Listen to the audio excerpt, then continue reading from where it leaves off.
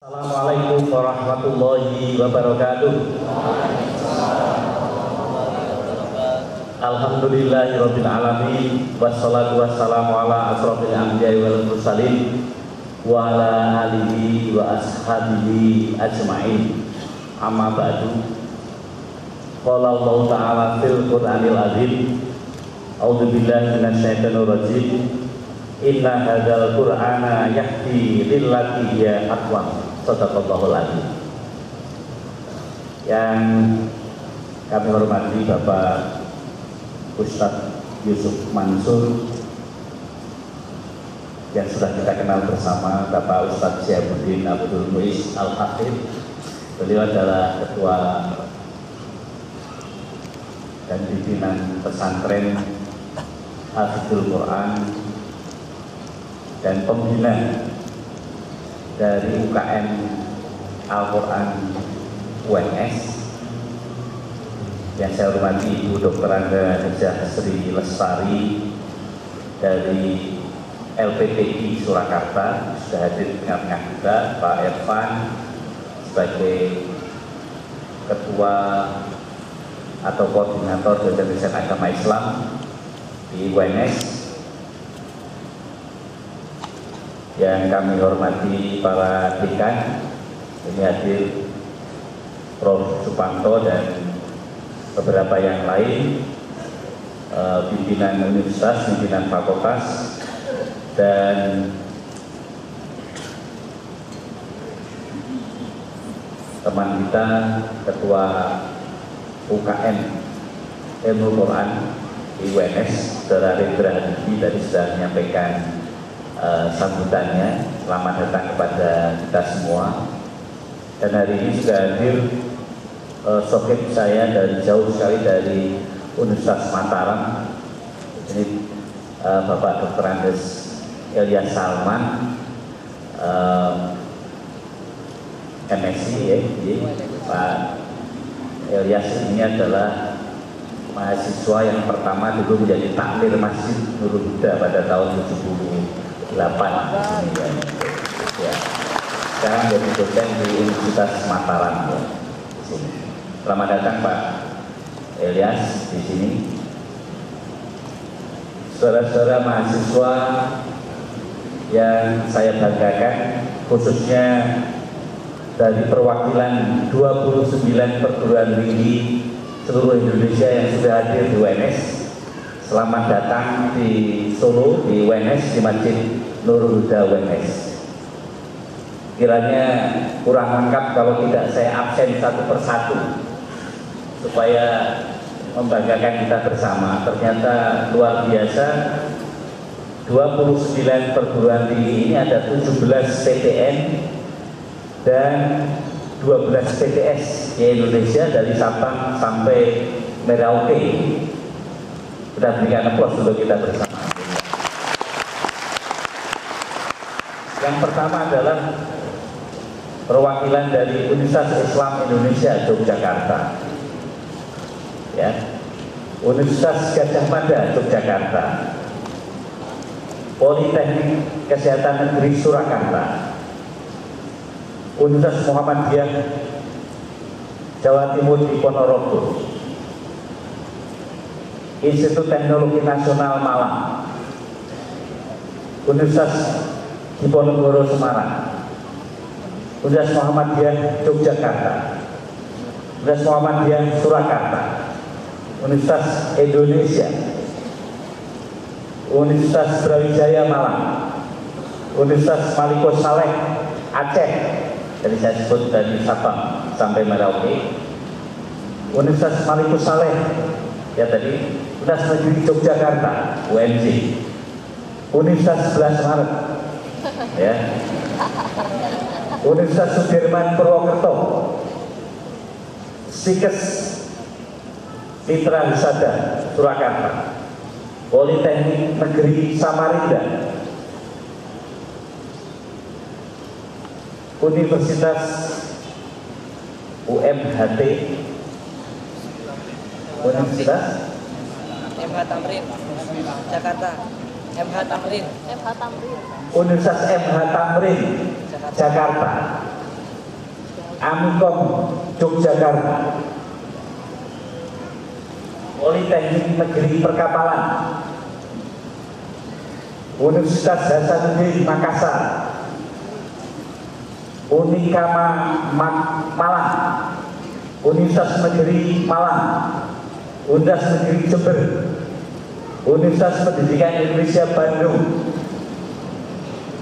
Universitas Setiabudi Surakarta,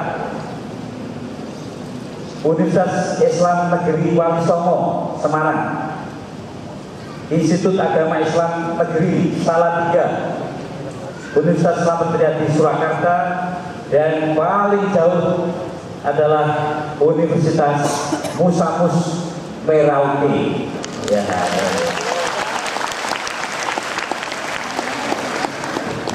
Sekali lagi selamat datang di Solo, selamat datang di UNS, ya. Selamat datang di Masjid Kampus Nurul Huda Universitas 11 Semarang. Bapak dan Ibu, saudara sekalian yang saya hormati, yang insya Allah dirahmati Allah Subhanahu wa Ta'ala. Tadi di dalam mukadimah saya sebut di dalam surat Al-Isra ayat 9, Allah berfirman, sesungguhnya Al-Quran itu memberikan petunjuk kepada jalan yang lebih lurus. Yakin? Yakin? Alhamdulillah. Itulah pangkalan kita berkumpul di sini, karena Al-Quran memberi petunjuk kepada jalan yang lebih lurus. Ya. Yahdi lillati dia aqwam. Nanti saya mohon diterangkan oleh Ustaz Syihab untuk ini. Saudara sekalian, ada, saya bacakan artinya saja. Salah satu hadis yang diriwayatkan oleh Ali bin Abi Thalib,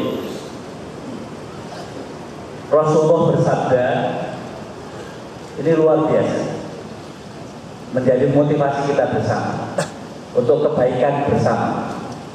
Barang siapa membaca Al-Quran dan menghafalkannya, maka Allah akan memasukkannya ke dalam surga. Ini saja Allah, yakin? Yakin.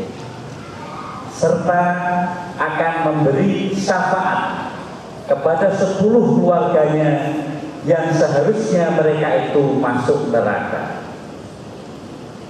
Jadi kalau ada satu hafid Quran akan menyelamatkan 11 orang termasuk dirinya, 10 yang lain adalah keluarganya. Keluarga itu kan dalam arti luas bisa bapak dan ibu, ibu bapak, adik kakak, ya, kakek nenek dan yang lain, termasuk mestinya mudah-mudahan ini guru-gurunya yang di kampus ya, termasuk saya gitu ya, ya. Guru-gurunya gitu ya, kemudian teman-temannya ada semua kan, yang belum hafid gitu kan. Nah, artinya keluarga kampus itu adalah keluarga. Nah, ini artinya siapa yang mendukung, insya Allah ini termasuk keluarga kan begitu. Hadirin yang saya hormati, dua kutipan yang saya sebut tadi di dalam surat Al-Isra, Allah tegas menyatakan seperti itu, dan Nabi kita Muhammad SAW menyatakan seperti itu.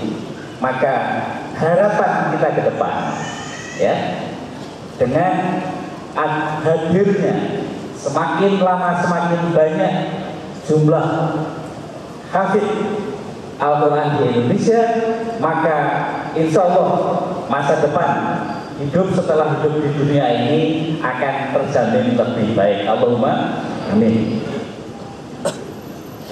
Hadirin yang saya hormati, saya sebagai pengantar ini perkenankan menyampaikan sedikit sejarah. UNS ini sejak 4 tahun yang lalu membuka satu kesempatan untuk bisa masuk menjadi mahasiswa UNS melalui apresiasi terhadap para hafid dan hafidhah yang minimum itu sudah hafal 15 juz.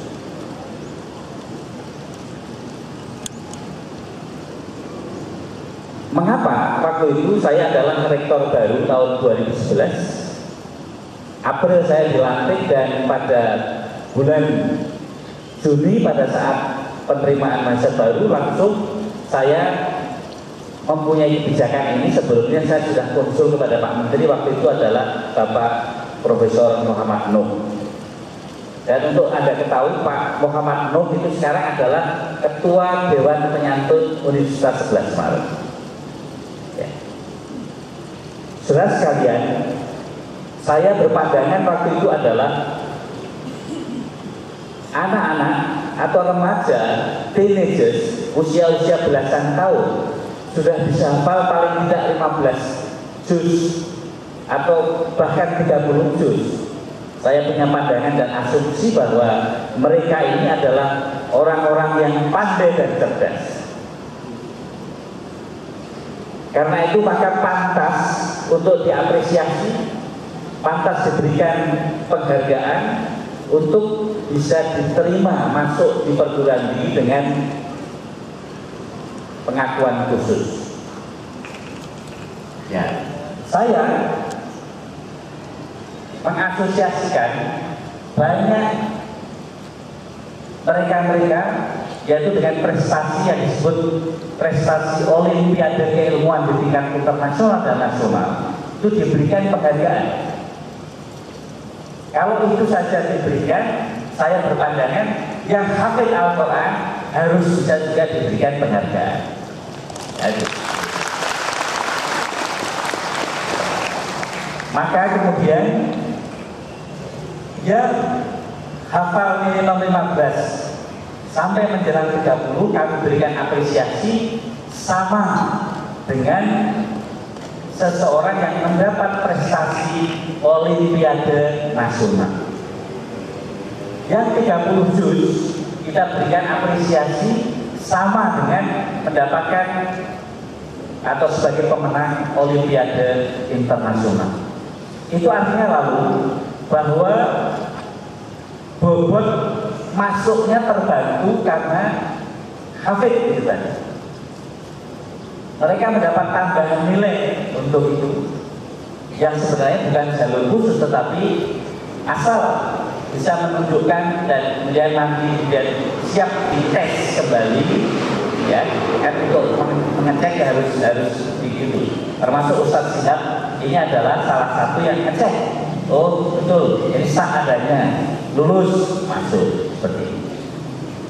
Nah, Bapak dan Ibu yang saya hormati, betul adanya 2,5 tahun kemudian saya memohon kepada Pak Wakil Rektor 1, coba dari sekian yang sudah masuk dicek.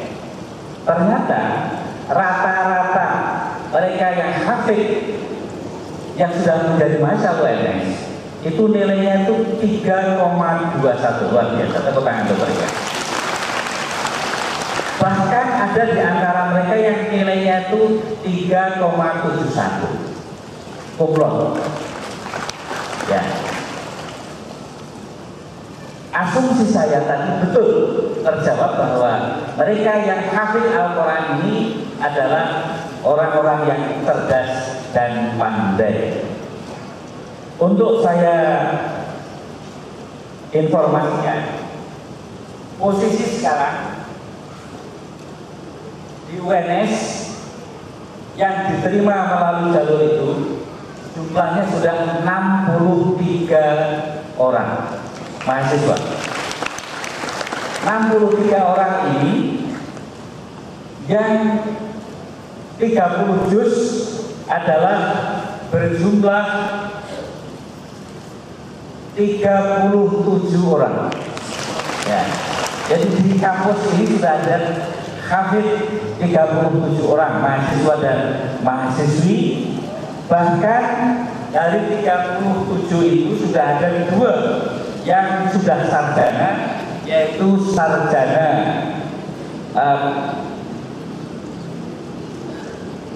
sarjana kedokteran, sekarang sedang koas, ya, koasistensi, bahkan yang satu lagi adalah sarjana sastra dari Fakultas Sastra dan Seni Rupa. Ya, ini. Jadi ada 35 yang sekarang belum sarjana, tetapi yang satu di antara lulus tadi masih koas karena sarjana kedokteran. Esket. Yang lainnya tadi 15 sampai menjelang 30 juz, ini sekarang berada di 9 fakultas. Jadi hampir semua fakultas dari 10 fakultas itu sudah ada hafidnya semua tersebar. Alhamdulillah. Nah, Bapak dan Ibu yang saya hormati, karena itu maka kami berketetapan program apresiasi melalui penerimaan mahasiswa jalur hafid ini akan kami teruskan untuk masa-masa yang akan datang. Ya, ini. Bahkan kami sudah melaporkan kepada Pak Menteri Ristek Dikti, dan tahun yang lalu tanggal 10 Maret beliau hadir di tempat ini, di masjid ini. Waktu itu adalah dalam acara khataman Al-Quran 30 juz. Di tempat ini diresmikan dan dibuka oleh Pak Menteri, dan Pak Menteri memberikan restu, bahkan akan mengajak rektor-rektor yang lain di seluruh Indonesia untuk mengadop apa yang dilakukan di UNS. Ya.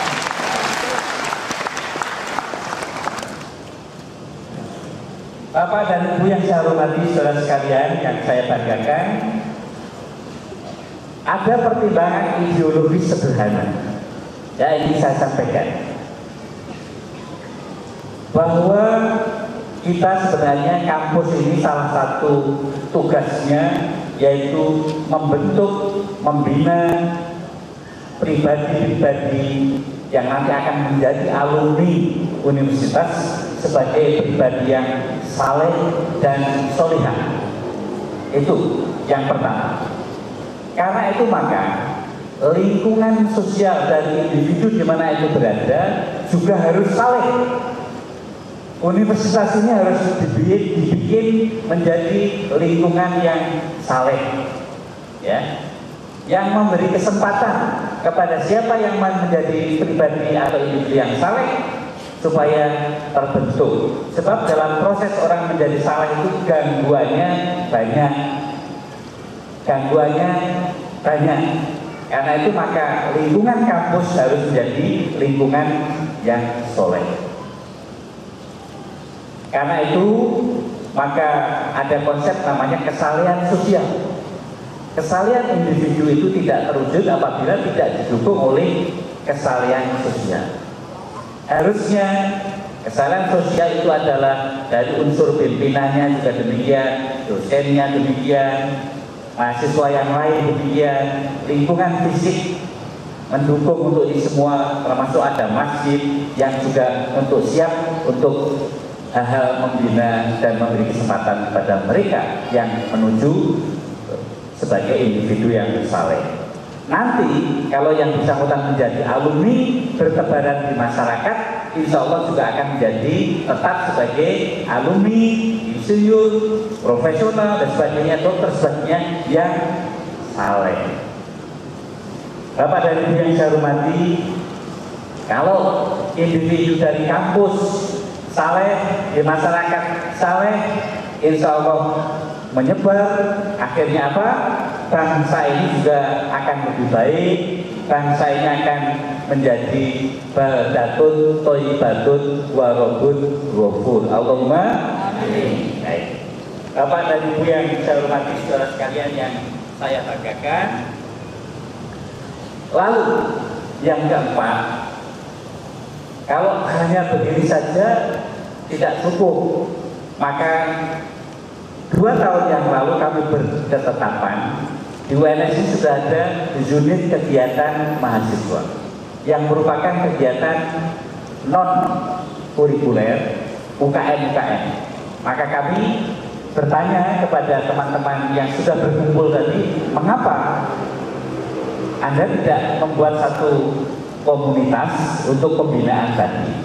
Ditetapkanlah kemudian ada UKM atau unit kegiatan Al-Quran di UNS sejak 2 tahun yang lalu, dan saya berharap jangan hanya yang sudah hafid, coba buka kesempatan yang lain supaya bergabung di sini.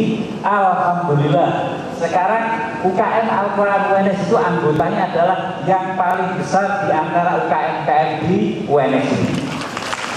352 anggota UKM Al-Quran ya, dibina oleh Ustaz Siap dan juga Pak Irfan di sini tadi. Kemudian tujuannya adalah terpeliharanya hafalan para hafid atau hufaz. Yang kedua, dapat berkembangnya kemampuan para hufaz ke arah yang tidak saja hafal tetapi juga bisa berkembang, yaitu misalnya tafsirnya, kemudian pemahaman yang menyeluruh untuk menunjang keilmuan yang dipelajari oleh para hufaz sesuai dengan prodi atau fakultas masing-masing. Jadi kalau seorang dokter hafid, maka dia akan bisa juga cara pandang Al-Quran dari sisi Al-Quran. Kalau dia seorang insinyur teknik, maka dia akan bekerja sebagai insinyur, profesinya itu dari juga cara pandang Al-Quran. Demikian juga misalnya seorang guru, profesi-profesi yang lain yang ada di UNS ini. Nah, demikian juga sebaliknya, hendaknya ada pemahaman kontekstual Al-Quran dari cara pandang keilmuan.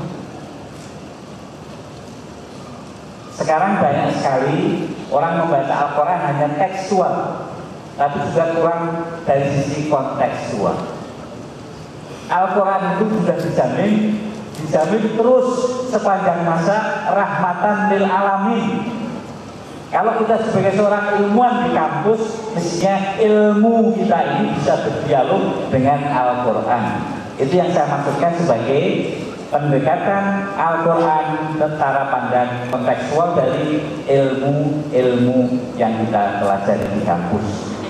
Bapak dan Ibu yang saya hormati, maka karena itu apa yang tadi saya sebutkan sebagai UKM Al-Quran di UNS, kami harapkan menjadi wahana bagi para hufaz untuk juga tidak untuk dirinya saja, tapi juga ditularkan kepada orang lain. Tadi karena janji Allah, 1 hufaz itu akan membawa ke surga 10 tambahannya teman-temannya yang lain. Ini realisasi. Yo, kira-kira kan tidak mungkin. Misalnya saya rektor mengharapkan Rendra dari hufaz. Rendra, besok aku ditelur ya dan suarga, kan nggak bisa begitu kan? Itu hanya bisa apabila saya juga balik. Dan caranya hufaz-hufaz ini menyampaikan, ayo sekarang Al-Quran itu penting dikasih dan sebagainya. Alhamdulillah dengan seperti ini sekarang ada 29 perguruan tinggi itu adalah cara mengajak tadi seperti ini. Jadi tidak otomatis 10 tadi diajak, tapi kalau tetap jelek ya tidak bisa masuk surga, kan seperti kira-kira begitu. Nah, itu wahana UKM Al-Quran seperti itu, Bapak dan Ibu yang saya hormati. Karena itu maka sekarang sudah ada kegiatan di kampus ini, setiap Jumat dan Sabtu ada setoran hafalan. Bagi yang tadi belum hafid.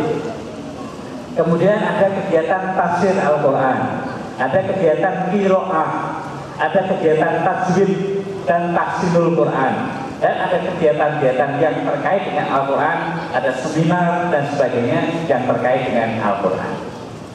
Oleh karena itu, maka berdasarkan pengalaman UNS ini, saya sebagai pimpinan universitas